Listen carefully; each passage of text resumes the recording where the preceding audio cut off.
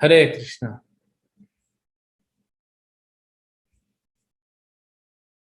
आसीनं मूर्ध्यां भगवन्तं आद्यं संकर्षणं देवमकुन्तसत्त्वं विवित्सवस्तत्त्वम् अथ परस्य कुमारमुख्यमुनयो अन्वपृच्छान्। अन्वपृच्छान्, ये अन्वपृच्छन शब्द बहुत महत्वपूर्ण है। प्रश्न पूछा। भगवत गीता, श्रीमद् भागवतम या अन्य ग्रंथों में आप प्राप्त करते हैं क्या? प्रश्न और उत्तर। तो इसमें तो बताया गया है कि सनत कुमार ने अन्य ऋषियों के साथ प्रश्न पूछा। एक्चुअली यहाँ पे पहली बार श्रीमद् भागवतम बोला गया।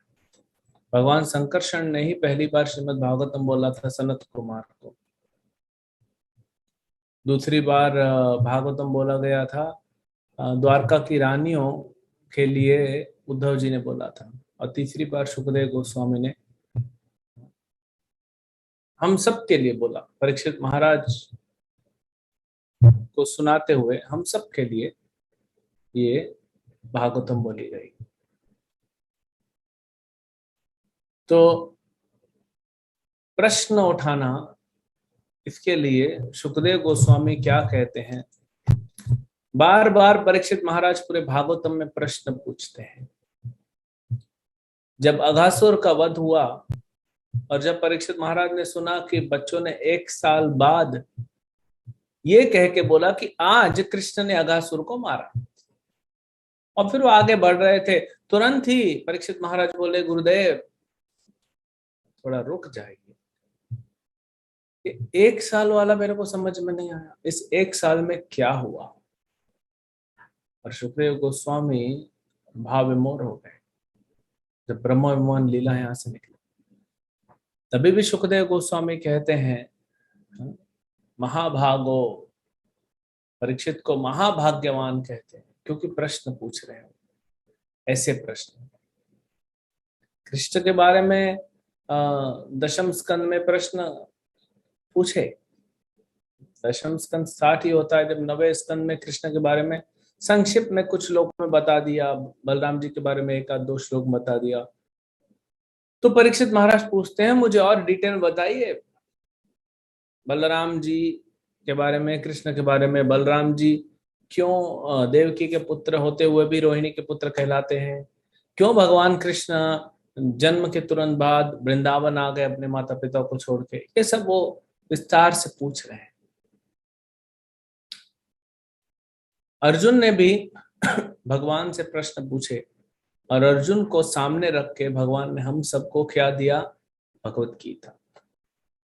तो सुखदेव गोस्वामी परीक्षित महाराज के प्रश्नों से इतने प्रसन्न हो गए कि वे कहते हैं, वासुदेवस्य कथा प्रश्नः पुरुषां स्त्रीन् पुनाति ही वक्रांतम पृच्छकम श्रोत्रम तत्पाद सलिलम यथा। कहते हैं कि जैसे, जिस प्रकार से भगवान के चरणों से निकली हुई गंगा तीनों लोकों को शुद्ध करती है। त्रिन लोके, ऊपर के लोक, भूमंडल और नीचे के लोक। भगवान कितने कृपालु हैं, इससे तो समझना चाहिए कि नीचे के लोग तो पूरे आसुरी होते हैं। अभी तो पृथ्वी का भी हालत देखिए क्या हो गया, आसुरी लोग हैं। लेकिन भगवान अपना शरणामृत माता गंगा के रूप में भेजते हैं हर जगह पे कि बच्चों का उद्धार हो जाना चाहिए। तो ये भगवान की कृपा है। तो जैसे परीक्षित महाराज को सुखदेव गोस्वामी कहते हैं, जैसे गंगा जो विष्णुपदी है, जो भगवान के चरणों से निकली है, वो तीनों क्या है? तीनों लोकों को शुद्ध करती है। तीनों लोकों को शुद्ध करती है। वैसे ही आपने जो प्रश्न पूछे, क्योंकि वे प्रश्न भगवान कृष्ण से संबंधित हैं। वे प्रश्न भगवान कृष्ण से संबंधित हैं, इसीलिए उनके बारे में सुनने से क्या होगा? तीन लोग होगा, तीन लोगों का तो होगा ही होगा, तीन कैटेगरी के लोगों का उद्धार होगा। एक तो प्रश्न पूछने वाले का, जो प्रश्न पूछ रहा है उसका तो भला होगा ही होगा, जो उसका उत्तर दे रहा है उसका भी भला होगा, और जो बाकी लोग सुन रहे हैं, श्रोतागण हैं, उसका भी भला होगा। क्यों? क्योंकि सब्जेक्ट मैटर कृष्ण है। एक्टिविटी उतनी इंपॉर्टेंट नहीं है कोई भी इस संसार में। ज्यादा इंपॉर्टेंट क्या है? किससे संबंधित है वो। कीर्तन मतलब कृष्ण का कीर्तन, काली कीर्तन नहीं, दुर्गा कीर्तन, शिव कीर्तन, इंद्र चंद्र कीर्तन नहीं। कीर्तन मतलब कृष्ण का कीर्तन। कृष्ण कीर्तन गान नर्तन परो। कथा मतलब कृष्ण कथा, भक्ति मतलब कृष्ण भक्ति। तो प्रश्न कैसे होने चाहिए? भगवान कृष्ण से जुड़े हुए प्रश्न हमको पूछने चाहिए, उसके अलावा कुछ नहीं। अब प्रश्न पूछने का महात्मा है, यहाँ पे बताया जा रहा है कि प्रश्न पूछना चाहिए। प्रभुपाद जी कहते हैं लेक्चर के बाद प्रश्न पूछना चाहिए। तो इसका मतलब क्या पूछेंगे? क्या क्या प्रश्न पूछे जाते हैं, है ना? आप लोग को पता है, ये हमने पहले एक बार चर्चा किया था, किस तरह के प्रश्न पूछे जाते हैं। आते हैं प्रश्न, हम कहाँ इन्वेस्ट करें, हमारे पास एक्स्ट्रा पैसा है तो कहाँ पे इन्वेस्ट करें, ये प्रश्न आते हैं साधु के पास। साधु क्या बोलेगा? देखिए, आप इन्वेस्ट करिए शेयर मार्केट में, बैंक में, कहीं स्कीम्स में, तो आपको इस जन्म में फायदा मिलेगा। लेकिन अगर आप इन्वेस्ट करते हैं वो पैसा कृष्ण की सेवा में, तो कहाँ तक फायदा जाएगा पता है आपको? आप गोलोक भी पहुंच जाएंगे तो उसका फायदा मिलेगा आपको, लेकिन वो करेंगे नहीं हम लोग। वो भी एक इन्वेस्टमेंट है ना, आप दान क्यों सोच रहे हो? इन्वेस्टमेंट है। जैसे आप जीवन बीमा लेते हैं, इंश्योरेंस पॉलिसी आप जमा करते जाते हैं, जीवन के साथ भी, जीवन के बाद भी। लेकिन जीवन होते होते वो पैसा आपके काम का होता नहीं है, और आपका जीवन खत्म हो गया तो बे वो पैसा काम का नहीं है आपके, तो मिला क्या आपको? है ना प्रभु जी, हमारे परिवार को मिलेगा ना। हाँ, तो ठीक है। अब अगर भगवान को हम देंगे तो भगवान आप कहाँ भी जाओगे, अगर भक्ति पूरी नहीं हुई है और भगवत धाम नहीं भी गए, इस भौतिक संसार में कहीं भी जाओगे, भगवान पीछे पीछे वो पुण्य को आपके भेजेंगे, उसके फल को। प्रभु जी हमारा हेल्थ खराब है, मैं कौन सा सब्जेक्ट में पढ़ाई करूं? हमारा बेटी का विवाह हो नहीं रहा है, थोड़ा अच्छा लड़का ढूंढिए। हमारा लड़का सुनता नहीं है, दिन भर टीवी देखता रहता है, उसको बोलिए पढ़ाई करे, ये भी आता है। प्रभु जी हमारे बच्चे ना टीवी देखते रहते हैं, उनको बोलिए आप पढ़ाई करना चाहिए। हाँ? अब मान लीजिए मैं बोलूं भी पढ़ाई करो, वो बोलेंगे प्रभु जी पढ़ाई करके भी आपने तो साधु ही बनना है ना, फिर क्या फायदा पढ़ाई करके? तो गलत व्यक्ति के पास आप प्रश्न लेके आए। बोलेगा प्रभु जी आपने तो इतना पढ़ाई किया, आप तो साधु बन गए, फिर हमको पढ़ाई करने क्यों बोल रहे हो? हाँ? तो फिर क्या बोलेंगे बताओ? हम तो चुप हो जाएंगे ना, बोल नहीं पाएंगे। तो ऐसे ऐसे प्रश्न, अद्भुत प्रश्न आते हैं। लेकिन शास्त्रों में प्रश्न जो पूछे गए वो प्रश्न पूछने चाहिए। श्रीमद् भागवत भगवत गीता में देखिए अर्जुन ने कैसे कृष्ण प्रश्न पूछे कृष्ण को, परीक्षित महाराज ने कैसे प्रश्न पूछे, विदुर जी कैसे प्रश्न पूछ रहे हैं, इतना मैत्री मुनि उनको गुणगान कर रहे हैं कि आपके प्रश्नों का क्या वैल्यू है। तो प्रश्न कौन से पूछने चाहिए, ये हमने पहले एक बार चर्चा किया था, फिर टॉपिक आया है। भगवान की इच्छा रही होगी बुधवार के दिन टॉपिक आया। भगवान को लगा होगा कि इनको 2-3 महीना पहले सुनाया गया है कि क्या प्रश्न पूछना चाहिए, किससे प्रश्न पूछना चाहिए, कब पूछना चाहिए, किस भाव से पूछना चाहिए। ये सब हमने डिटेल में चर्चा की। भगवान बोले कि भूल गए हैं, इस संसार में उद्धार पता है किसका होगा? सबसे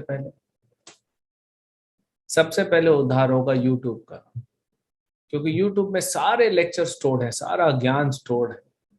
फिर उद्धार होगा जूम का, क्योंकि जूम माध्यम बन रहा है, निमित्त मात्र। जूम जो है वो निमित्त बन रहा है। फिर आपके मोबाइल्स और लैपटॉप्स और कंप्यूटर्स का उद्धार होगा, क्योंकि आप तो बीच बीच में सो जाते हैं, वो बेचारा देखते रहता है लेक्चर, सुनते रहता है। तो इन लोग का उद्धार लगता है पहले होगा। हमारा तो होगा, जब होगा होगा, लेकिन इनका हो जाएगा।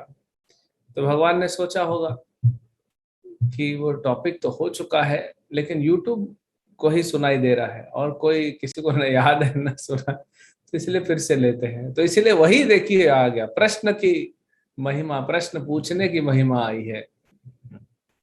तो क्या प्रश्न पूछना चाहिए?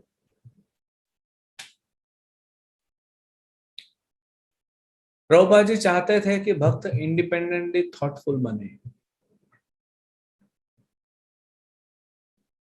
उसका मतलब क्या है?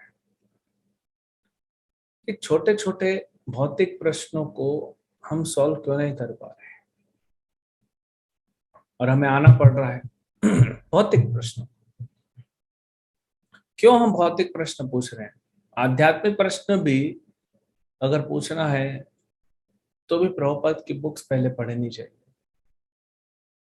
अगर हमारे मन में छोटा छोटा कंफ्यूजन आ रहा है, ठीक है पूछिए, मना नहीं है, लेकिन इसका मतलब यह है कि हमारी साधना अच्छी नहीं चल रही।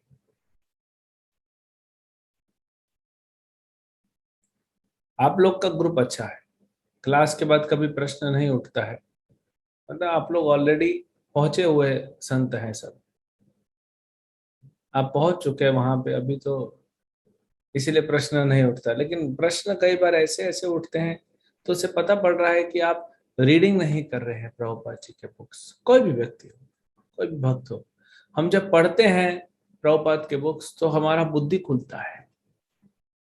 और क्या प्रश्न पूछना चाहिए, कब पूछना चाहिए, किससे पूछना चाहिए, कैसे पूछना चाहिए, वो सब हमें समझ में आ जाता है। इधर सनत कुमार आदि मुनियों ने प्रश्न पूछा, भागवतम प्रश्न पूछा तो भागवत बाहर निकला। उधर द्वारका की रानियों ने प्रश्न पूछा तो भागवतम बाहर निकला। परीक्षित महाराज ने प्रश्न पूछा तो भागवतम बाहर आया। अर्जुन ने प्रश्न पूछा तो भगवत गीता बाहर आई। ये प्रश्न का बल देखिए।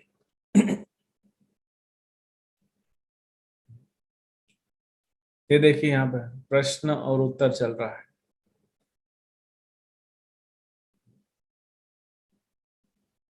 तो कैसे प्रश्न पूछने चाहिए?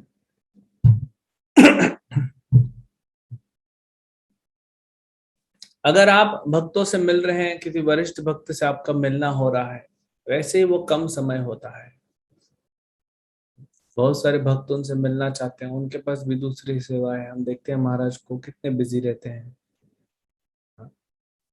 ऐसा नहीं कि वो भक्तों को टाइम नहीं दे रहे हैं, दे रहे हैं, लेकिन फिर भी इतने भक्त भी तो इतने, कितना टाइम देंगे? तो हमारे प्रश्नों को कितना चुन के लाना चाहिए, सोचिए। प्रभुपाद जी का एक बार मीटिंग हुआ इंदिरा गांधी के साथ, 1975 की बात है। तो प्रभुपाद ने अपनी डायरी में, आपको लीलामृत में मिल जाएगा, प्रभुपाद ने 11 पॉइंट्स लिखे थे हाथ से, वो लिखा हुआ है, वो अभी भी उसका फोटो मिल जाएगा आपको। प्रभुपाद ने हाथ से 11 पॉइंट लिखे थे इंदिरा गांधी से बात करने का। बहुत सारे पॉइंट है। हाँ, कैसे भगवत गीता को हमें सभी स्कूलों में पढ़ाना है, या फिर सभी जो लीडर्स हैं उनको समझना चाहिए भगवत गीता, ऐसे करके 11 पॉइंट थे प्रभुपाद के। जब वे इंदिरा गांधी से मिलते हैं, जब वो प्रधानमंत्री थी, तो बड़ा चिंतित दिख रही थी, इधर उधर देख रही थी, घबराई हुई थी, क्योंकि इमरजेंसी का टाइम चल रहा था। और घबराहट ये थी कि कोई इनको आके तकलीफ न देते। तो बहुत घबराई थी। तो प्रभुपाद ने देखा कि इनका तो इतना ज्यादा घबराहट है कि फोकस नहीं होगा जो मैं बोलूंगा। तो उन्होंने पूरे 11 पॉइंट में से ऊपर के 10 पॉइंट हटा दिए, लास्ट का पॉइंट ले लिया, क्योंकि पता है ये टाइम नहीं मिलने वाला है इसके पास ज्यादा, ये परेशान है। तो प्रभुपाद जी ने सिर्फ इतना बोला कि हमारे कुछ भक्त इंडिया में रह रहे हैं, उनका वीजा करा दीजिए, बस। बाकी पूरे पॉइंट प्रभुपाद ने छोड़ दिए। अब प्रभुपाद के पॉइंट तो सब इंपॉर्टेंट है, लेकिन सिचुएशन ऐसी हो जाती तो प्रभुपाद ने उन 11 में से सबसे इंपॉर्टेंट पॉइंट लिया, क्योंकि भक्तों को वीजा मिल जाएगा, भक्त इंडिया में रहेंगे तो प्रचार हो जाएगा। तो वैसे भी हम भी कभी किसी वरिष्ठ भक्त से मिलते हैं, पता है हम मिलने जा रहे हैं, तो हमारे प्रश्न कैसे होने चाहिए? क्या प्रश्न हमारे भौतिक हैं या फिर आध्यात्मिक है? वो हमें स्टडी करना चाहिए।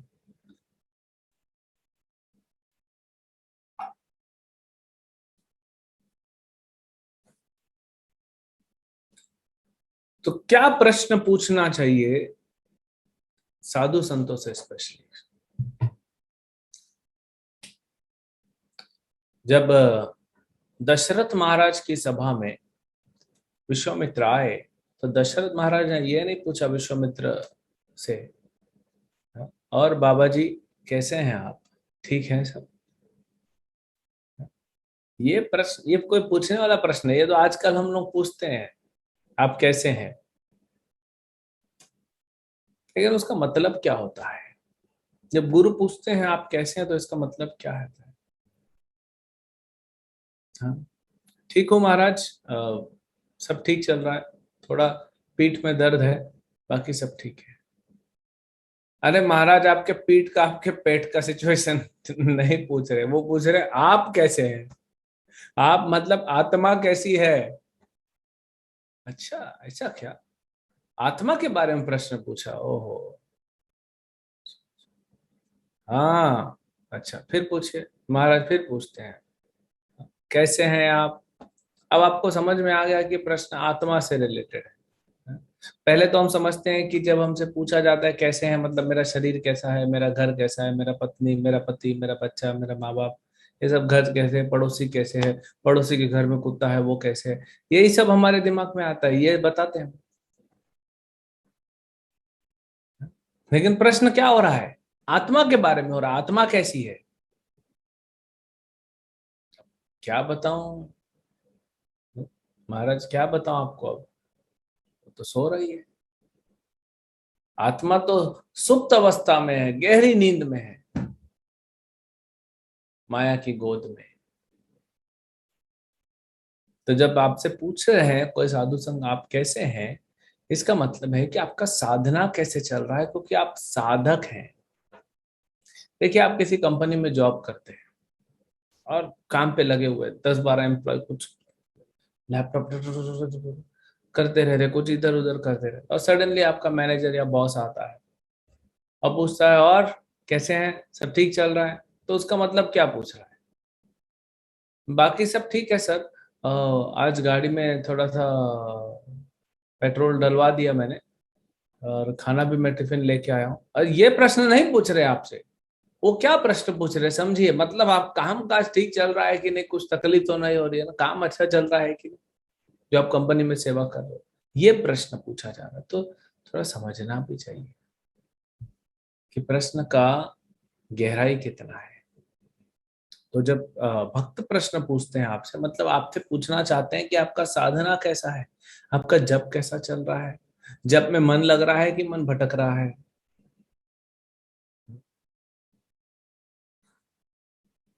रीडिंग कैसे हो रहा है, रीडिंग कर पा रहे हैं डेली, नहीं कर पा रहे हैं, समझ में आ रहा है, नहीं समझ में आ रहा है, लेक्चर सुन रहे हैं कि नहीं सुन रहे हैं, भक्तों का संग मिल रहा है, प्रसाद खा रहे हैं कि बाहर का खाना खा रहे हैं, मन शांत है कि अशांत है। जब तो करने बैठे, लेकिन मन इतना अशांत है कि जब करने नहीं पा रहे हैं। तो विश्वामित्र मुनि से क्या प्रश्न पूछा दशरथ ने कि आपका जो साधना आप कर रहे हो वो ठीक चल रहा है? आपने अपने मन पे और इंद्रियों पे जो है वो कंट्रोल प्राप्त कर लिया है? ये प्रश्न है, क्योंकि यही प्रश्न पूछना चाहिए ना, साधु से क्या पूछेंगे। तो हमसे जब पूछा जाता है आप कैसे हैं, मतलब क्या है? मतलब आपका साधना के बारे में पूछा जा रहा है। इसलिए हम भी कभी किसी भक्तों से मिलते हैं तो हमें प्रश्न साधना से रिलेटेड पूछना चाहिए, भक्ति से रिलेटेड पूछना चाहिए, जो आपकी भक्ति बढ़ाए। प्रश्न कई बार ऐसे ऐसे आ जाते हैं, मतलब यानी वो उसका कोई, अच्छा भागवतम से भी प्रश्न पूछेंगे, गीता से प्रश्न पूछेंगे, लेकिन ऐसे प्रश्न पूछेंगे जिसका कोई हमारा ग्रोथ से संबंध नहीं, इंफॉर्मेशन बेस्ड ज्यादा पूछते हैं। कुछ लोग तो पूछेंगे नहीं, कुछ पूछेंगे तो देखिए वही प्रश्न पूछेंगे कि जप में मन नहीं लग रहा। हाँ? मेरे ख्याल से पिछले 53-54 सालों में महाराज ने कम से कम 54,000 बार आंसर दिया होगा जब में मन नहीं लग रहा है। फिर भी हम वही प्रश्न, ठीक है, अच्छा ये तो बहुत अच्छा प्रश्न है जब के बारे में, लेकिन हाँ, हम अगर प्रभुपाद जी की बुक्स पढ़ेंगे और रेगुलर श्रवण करेंगे प्रभुपाद का महाराज का, तो फिर हमें पता पड़ जाएगा कि वो आंसर उसमें है। एक बार प्रभुपाद जी के पास अमेरिका में एक भक्त आया, प्रश्न पूछा, प्रभुपाद जी ने उसे डांटते हुए, गंभीर हो गए प्रभुपाद जी, बहुत क्रोधित हो गए और उनको कहा कि आप एक रास्कल शिष्य हो। ये बोला, मैं तो प्रश्न पूछने क्यों मुझे रास्कल बोलते हैं, क्यों ऐसा? प्रभुपाद ने अगले स्टेटमेंट में कहा, तुम मेरी बुक्स नहीं पढ़ते हो, इसीलिए ऐसा क्वेश्चन तुम मेरे पास लाए हो, क्योंकि इसका आंसर ऑलरेडी मैंने अपनी बुक्स में दे के रखा है। और हमारे जितने भी प्रश्न होते हैं उनका उत्तर बार बार आप देखिए अलग अलग जगह पे प्रभुपाद ने दिया है। मन क्यों नहीं लगता जब में, भक्ति क्यों करें, क्यों साधु संग क्यों करें, असत संग क्यों त्यागें, अपराधों से बचें, पाप से बचें, 16 माला क्यों करें, नियम पालन क्यों करें, ये सब लिखा हुआ है। लेकिन फिर भी हम पूछते हैं, हम बुक डिस्ट्रीब्यूशन जाते हैं, पूछते हैं कि महाराज से या प्रभु से कि हम बुक डिस्ट्रीब्यूशन जाते हैं, लोग नहीं लेते तो क्या करें, ये सब लिखा हुआ है प्रभुपाद जी के ग्रंथ। ठीक है, अच्छा प्रश्न है, better than asking share market. कम से कम अब शेयर मार्केट का प्रश्न नहीं पूछ रहे हैं कि कौन से शेयर में इन्वेस्ट करूं।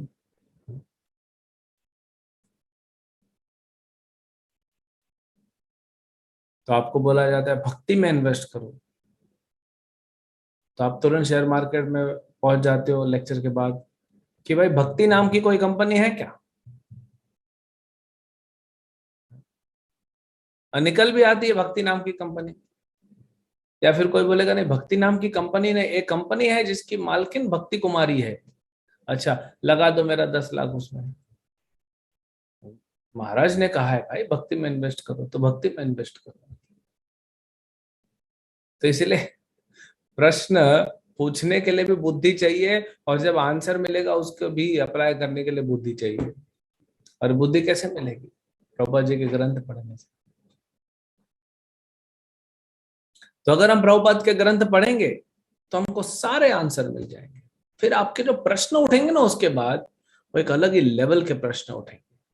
पता पड़ जाता है कौन बुक्स पढ़ रहा है कौन नहीं पढ़ रहा है, प्रश्न से आपकी पूरी चेतना जो है, वो आप जब कुछ बोलते हैं तो पूरी चेतना बाहर आ जाती है।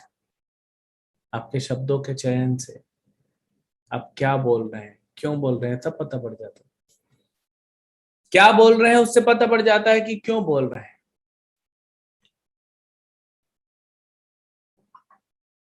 ये बहुत सिंपल बेसिक साइंस है, कोई बड़ा चमत्कार नहीं है इसमें, कोई सिद्धि नहीं चाहिए ये समझने के लिए। कोई छोटा बच्चा आपके पास आता है, बोलता है कि मुझे खाना दो, तो आप समझ जाते हो भूख लगी है इसीलिए खाना मांग रहा है, नहीं तो क्यों मांगेगा। या फिर अगर वो बोलता है कि भूख लगी है, तो समझ जाओ कि खाना मांग रहा है, भूख लगी है बोल रहा है मतलब क्या। हाँ? अगर बेटा आके 5 साल का आपका बोलता है मम्मी भूख लगी है, अच्छा ठीक है, ठीक है, नहीं खाना दो भूख लगी है, अच्छा ऐसा बोलो ना, खाना चाहिए। तो ये थोड़ा हमको भी समझना पड़ता है। तो प्रश्न पूछते वक्त और प्रश्न का जब उत्तर मिलता है, दोनों समय हमको बुद्धि का प्रयोग चाहिए। इसीलिए हमको प्रश्न जो है वो हम प्रश्न प्रॉपर पूछेंगे जब हम शास्त्रों का अध्ययन करेंगे। नहीं तो वही बेसिक प्रश्न अगले 10,000 साल तक चलने वाले हैं। या तो फिर हमको कुछ एफएक्यूज निकालना पड़ेगा, जब में मन क्यों नहीं लग रहा, लेकिन वो ऑलरेडी है, भगवान ने भी बोला है, प्रभुपाद ने बोला है, सबने बोला, वो आंसर है, फिर भी पूछते हैं। भगवान गीता में बोलते हैं, यतो निश्चलति मनस चंचलम अस्थिरम। ये तो सब बताते हैं भगवान, पूरा भगवत गीता के 6 चैप्टर में, और बाकी प्रश्न बताते हैं। हाँ, डिसिप्लिन की बात आती है, जप में बहुत नींद आ रही है।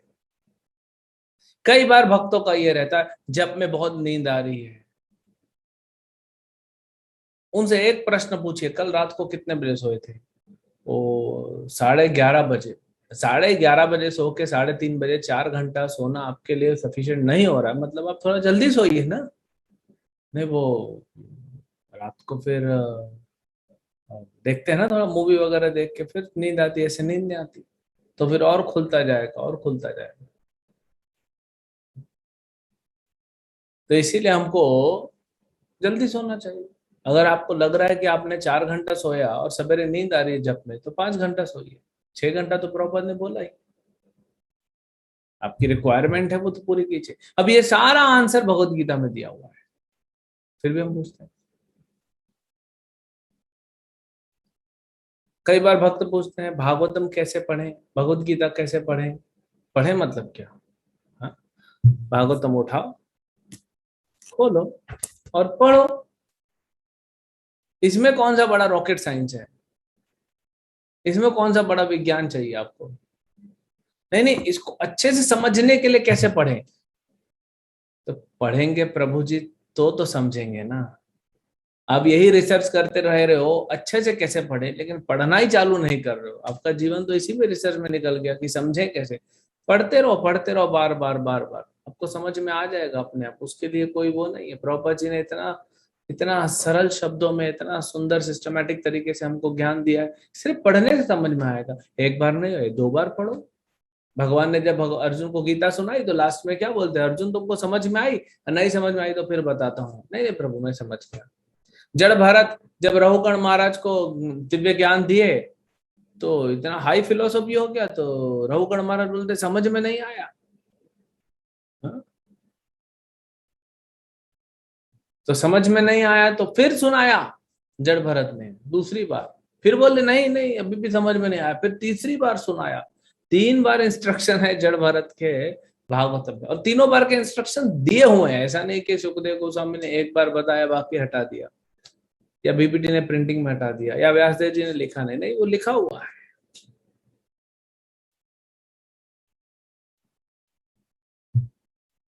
तो अगर नहीं समझ में आया तो फिर पूछिए, नो प्रॉब्लम, वो इशू नहीं है। नहीं समझ में आया तो फिर पढ़िए, प्रभुपाद जी ने सब दिया है। कल एक भक्त बता रहे थे, अगर आप 40 पेज रोज भागवतम के पढ़ेंगे तो 2.5 साल में पूरा हो जाएगा आपका भागवतम। 40 नहीं पढ़ सकते, 20 पढ़िए। कुछ तो वचन लीजिए, प्रभुपाद जी का कल व्यास पूजा था, कुछ तो प्रण लीजिए कि मैं 20 पेज रोज पढ़ूंगा, 25 पेज, तो 4.5 साल में आपका भागवतम पूरा हो जाएगा। अभी आप में से बहुत भक्त जो है 10 साल से ऊपर हो गया, लेकिन भागवतम अभी तक नहीं पढ़े। भगवत गीता एक बार पढ़ा होगा बचपन में तो पढ़ा होगा। हम बार बार पढ़ेंगे पढ़ेंगे तो नया नया चीज मिलेगा। आप एक ही परपट प्रभुपाद का जब बार बार पढ़ते हैं तो भी उसमें नया नया आपको कुछ कॉन्सेप्ट मिलते हैं। तो इसलिए पूरा गीता हो जाए तो फिर पढ़िए, भागवतम पढ़िए, पूरा भागवतम हो गया फिर पढ़िए, फिर चैतन्य चरितामृत पढ़िए। बहुत सारे ग्रंथ हैं हमारे पास, कमी थोड़ी है। प्रभुपाद जी ने कहा मैंने इतने पुस्तक दिए हैं कि तुम्हारा जीवन खत्म हो जाएगा, तुम पढ़ नहीं पाओगे। प्रभुपाद बोले मैंने इतने पुस्तक लिख दिए हैं कि आप लोग का जीवन खत्म हो जाएगा, लेकिन पूरी पुस्तक पढ़ नहीं पाओगे। तो एक भक्त है जो बहुत सरेंडर प्रभुपाद जी को, वो क्या कहेगा? मान लीजिए हम में से प्रभुपाद जी को बहुत ज्यादा सरेंडर है, हम तो उतने सरेंडर नहीं। तो बोलेगा देखो प्रभुपाद जी ने कहा है कि मैंने इतने पुस्तक लिखे हैं कि तुम पूरा जीवन भी लगा दो तो नहीं पढ़ पाओगे। मतलब प्रभुपाद जी ने ऑलरेडी प्रिडिक्ट कर दिया कि मैं नहीं पढ़ पाऊंगा, तो इसीलिए मैं पढ़ भी नहीं रहा हूँ ना। प्रभुपाद जी के प्रिडिक्शन को सर्च करने के लिए मैं पढ़ नहीं रहा हूँ। वाह, ये है प्रभुपाद का फॉलोअर बनेगा। इसका मतलब है कि प्रभुपाद ने इतना दिया है कि आपको इधर उधर जाने की जरूरत नहीं है अन्य ग्रंथों में। इस संसार में कलयुग में बहुत इंपॉर्टेंट क्वालिटी है, वो है रिबेलियसनेस, विद्रोह की क्वालिटी। फिर फेथलेसनेस, हमें श्रद्धा नहीं है, श्रद्धाहीनता, हम श्रद्धा बिल्कुल नहीं है हमारे अंदर, तभी ना इधर उधर पढ़ते। सबको पता है कि प्रभुपाद जी जब भगवत गीता भागवतम का परपट्स लिख रहे थे, तात्पर्य लिख रहे थे, तो अलग अलग आचार्यों का ग्रंथ को सामने रखते थे, उनको पढ़ते थे, समझते थे और सरल भाषा में लिखते थे। फिर भी हम इधर उधर जा रहे हैं। आज ही मैं प्रभुपाद जी का नेक्टर ऑफ डिवोशन का लेक्चर सुन रहा था। प्रभुपाद कहते हैं साधना भक्ति, राग भक्ति, प्रेम भक्ति, डायरेक्टली प्रेम पे जंप करने की कोशिश मत करो। प्रभुपाद जी बोलते हैं ढोंगी लोग होते हैं, हाँ, जो थोड़ा सा कथा करेंगे रोना चालू करेंगे, आंसू निकाल देंगे, फिर थोड़े दिन बाद आंसू सूख गया। अभी कृष्ण भक्ति में ऐसा नहीं होता, प्रेम भक्ति में हम साधना भक्ति पे हैं। साधना मतलब गुरु के निर्देश के अनुसार होता है। तो प्रभुपाद का बुक्स पढ़िए। क्यों प्रभुपाद जी ने इतने बुक्स लिखे हैं? इसीलिए कि हम इधर उधर जाएं, इसीलिए कि हम ना पढ़ें। आप सोचिए, आप पूछिए अपने आप से प्रश्न, अब अपने आप से प्रश्न पूछिए, दूसरे से मत पूछिए कि आप कितना पढ़ रहे हैं। तो 20 पेज रोज नहीं पढ़ सकते, कम से कम 5 साल में पूरा भागवतम हो जाएगा। हाँ, हमारे वैशिष्य का प्रभु कहते हैं become a sage page by page. साधु बन जाइए, एक एक पेज पढ़ते रहेंगे। प्रभुपाद जी ने कितने सुंदर तरीके से सब लिखा है, इतना सिस्टमेटिक, इतना दिव्य ज्ञान। प्रभुपाद जी ने जो सिद्धांत दिया है सिर्फ इस भारत देश में बेस्ट नहीं है, इस दुनिया में बेस्ट नहीं है, इस पूरे ब्रह्मांड में भी नहीं, इस पूरे भौतिक संसार में भी नहीं, इस पूरी सृष्टि में सबसे टॉप क्लास सिद्धांत हमें मिला है। महाप्रभु की क्या कृपा है, हम समझ नहीं पाएंगे क्या कृपा किया महाप्रभु ने। पूरे सृष्टि का, आध्यात्मिक जगत भौतिक जगत में सबसे जो टॉप का ज्ञान है वो माधुर्य भक्ति, वो हमें दिया गया है। फिर भी हम नहीं कर रहे हैं। हमको प्रभुपाद बोल रहे हैं, प्रभुपाद का नहीं सुन रहे हैं। यही तो कहा ना, फेथलेसनेस और रिबेलियसनेस। हाँ, हमें जो भक्त भक्ति में लाता है कुछ समय बाद हम उसी को नहीं सुनते, छोड़ देते हैं, दूसरे का सुनते हैं। फिर अपने मन का, बेसिकली अपने मन का ही सुन रहे हैं, सिर्फ मन का सुन रहे हैं। जब एक माला आप सोचिए, जब आप लोग एक माला करते थे तो जो भक्त आपको भक्ति में जोड़ा तो कैसे उसके आगे पीछे उसका पूछ बन के घूमते थे। हाँ? लेकिन अभी अभी उसी भक्त के लिए सरदर्द बन गए हैं। हमें नहीं बनना चाहिए ना किसी के लिए सरदर्द। हमें लाइबिलिटी नहीं बनना चाहिए, एसेट बनना चाहिए। हम प्रभुपाद जी के मिशन के लिए क्या कर रहे हैं? ना हमारे गुरु का आधा टाइम चला जाता है हमारा ही ऊपर मैनेज करने के लिए। तो हम सपोर्ट करने आए हैं यहाँ पे कि खून पीने आए हैं? एनर्जी लेना नहीं है। उल्टा हमें मिशन और फैला के, प्रचार करके, अच्छे से साधना करके, दूसरों को परोपकार करके और हमारा जो एनर्जी बढ़ाना चाहिए गुरुजनों का। प्रभुपाद जी क्या कहते थे? हाँ, प्रभुपाद जी जब वृंदावन में थे अंतिम समय में, तो प्रभुपाद बोलते, स्कोर आता था, पूरे दुनिया का स्कोर आता था बुक डिस्ट्रीब्यूशन। प्रभुपाद जी कहे कि बुक डिस्ट्रीब्यूशन का स्कोर ही मुझे जीवित रखा हुआ है। जब तक स्कोर्स आते रहेंगे, जब तक बुक डिस्ट्रीब्यूशन होता रहेगा, मैं जीवित रहूंगा। प्रभुपाद जी को इतना उत्साह आता था सिर्फ स्कोर सुन के। तो हम भी प्रभुपाद जी को, अगर अगर हम प्रभुपाद जी को प्रसन्न करना चाहते हैं तो अच्छे से पढ़ें और प्रचार करें। ऐसा नहीं होना चाहिए कि हमारे सीनियर को पूरा एनर्जी लग गया हमको सिर्फ समझाने के चक्कर में, तो फिर प्रचार कब करेंगे? ट्रबल शूटिंग में पूरा टाइम चला जाता है।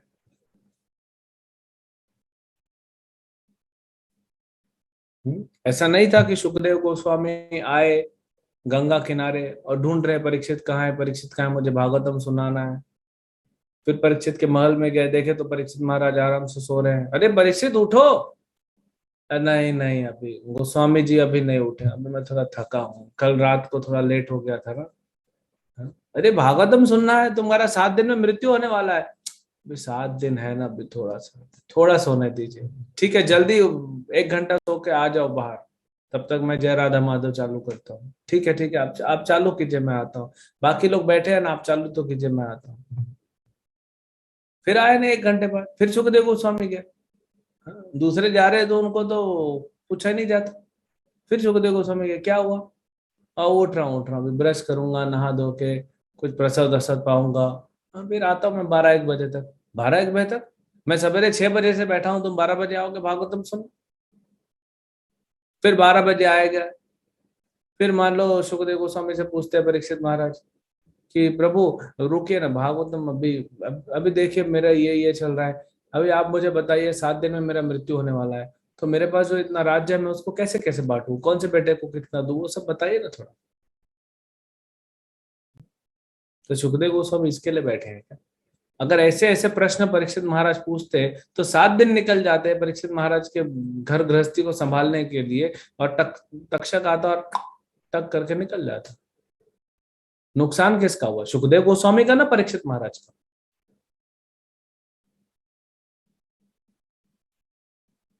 लेकिन परीक्षित महाराज कैसे शिष्य बने?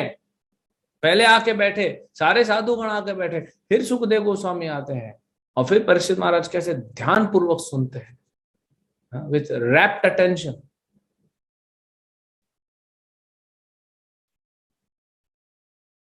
ऐसा होना चाहिए शिष्य, ना कि हमारे हमको संभालने के लिए गुरु का पूरा एनर्जी चला जाए। क्यों हो रहा है ऐसा? क्योंकि हम बुक्स नहीं पढ़ रहे हैं प्रभुपाद के। और क्लियर दिखता है बुक्स नहीं पढ़ रहा है जो।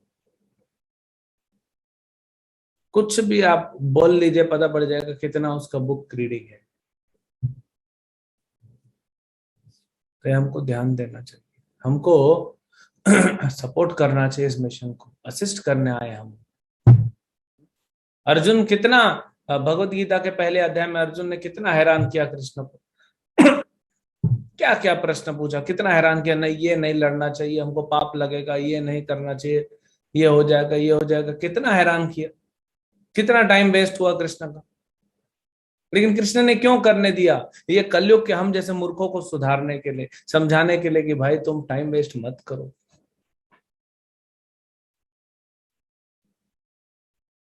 टाइम वेस्ट मत करो। अगर अर्जुन का ये ऐसी चेतना नहीं होती टाइम वेस्ट करने की, तो भगवान सीता बोलते अर्जुन चलो युद्ध करो और भगवत धाम चलो।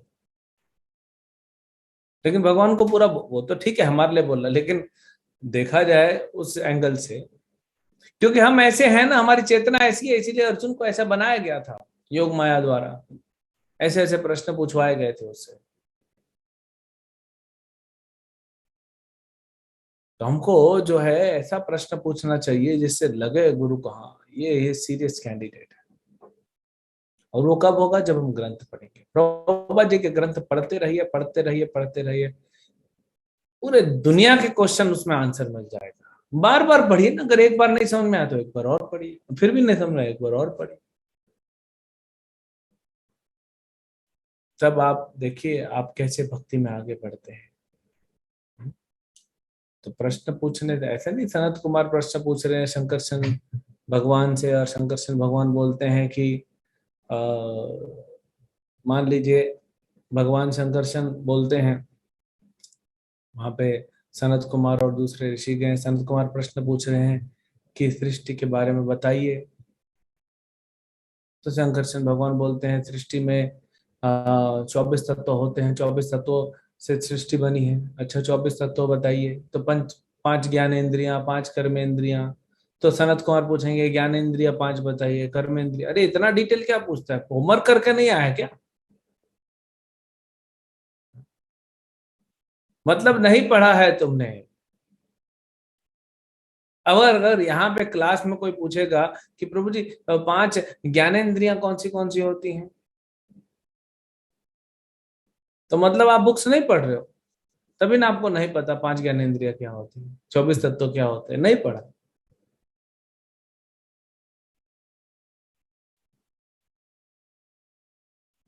अगर यही प्रश्न, जो भी प्रश्न आपके मन में आते हैं, देखिए प्रभुपाद जी ने उसका आंसर दिया है कि नहीं, गीता और भागवत में सब आंसर मिलेगा। लेकिन हम पढ़े तब ना, हम अपना होमवर्क ही नहीं करके जाते, तो कैसे होगा? हमें अपना होमवर्क करना पड़ेगा। अब इसमें आगे आपको पता पड़ेगा कि भगवान शंकरशन जो है, वो ध्यान लगा रहे थे भगवान वासुदेव पे, और ये सनत कुमार और अन्य मुनिगण आए तो इन पे कृपा करने के लिए उन्होंने अपना थोड़ी देर आंखें खोली और इनको उत्तर दिए, जवाब दिए प्रश्नों के।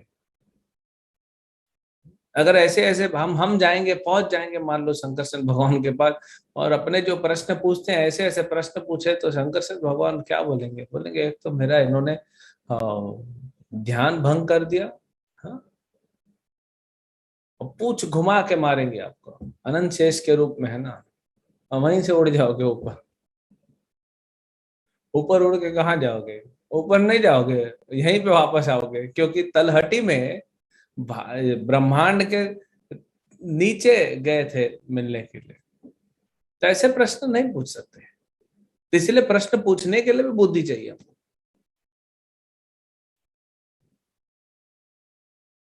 तो इसीलिए पढ़िए। इसका मतलब ये नहीं कि प्रश्न मत पूछे, कोई भी प्रश्न पूछ सकते, क्या करेंगे, लेकिन पढ़ना जरूरी है।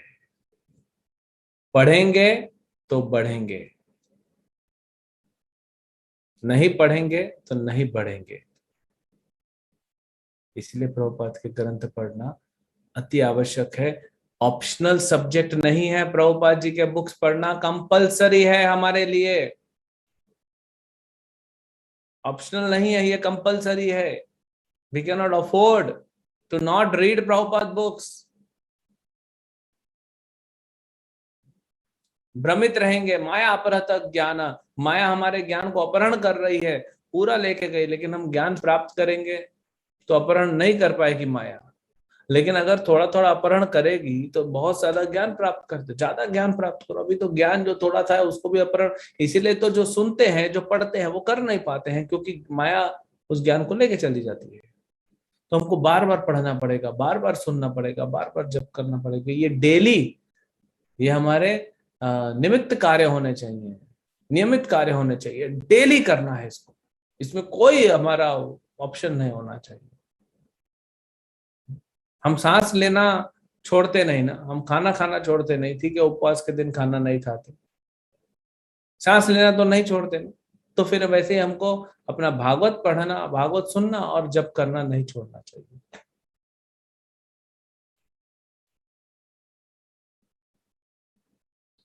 तो ये सनत कुमारों ने प्रश्न पूछा, और आगे भगवान संकर्षण इसका उत्तर देंगे, जो मैत्री मुनि विदुर को बताएंगे श्रीमद् भागवत के बारे में। हरे कृष्ण। समय हो गया है। शिल प्रभुपाद की जय।